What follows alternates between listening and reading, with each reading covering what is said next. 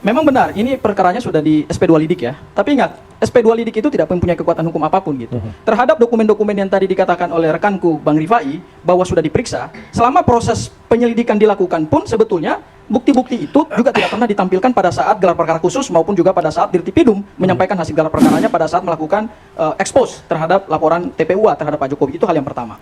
Hal yang kedua, kalau kita bicara tahapan penyelidikan yang dihentikan oleh Baris Krim Polri, mohon maaf nih, penyelidikan yang dilakukan oleh Baris Krim Polri itu juga unprocedural KUHAP. Kenapa saya sebut unprocedural KUHAP? Karena pada tahap penyelidikan, baik yang diatur di dalam KUHAP maupun juga diatur dalam ini peraturan kepolisian loh ya.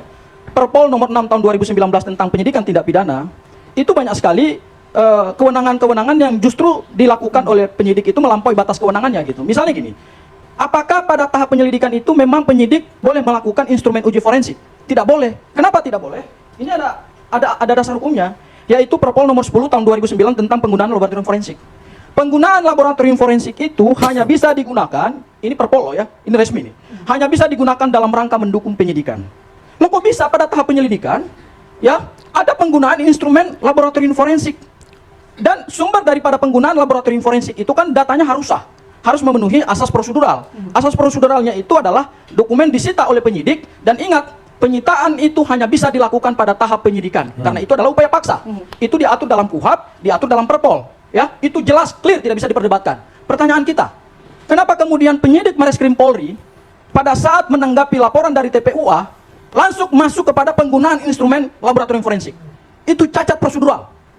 Kenapa? Karena kami melihat bahwa ini ada satu strategi yang dilakukan oleh penyidik untuk mengunci laporan ini, untuk mengunci dugaan tindak pidana ijazah palsu pasal 263 KUHP. Kenapa? Karena kalau dinaikkan pada tahap penyidikan kemudian dihentikan, maka bisa dilakukan pra-peradilan. Tetapi pada saat dihentikan pada level penyelidikan, ya apa yang bisa dilakukan oleh pelapor? Tidak ada upaya hukum apapun. Karena itu, dengan adanya bukti-bukti baru ini, kami mendorong supaya proses penyelidikan di Bareskrim Polri itu dibuka kembali. Kenapa?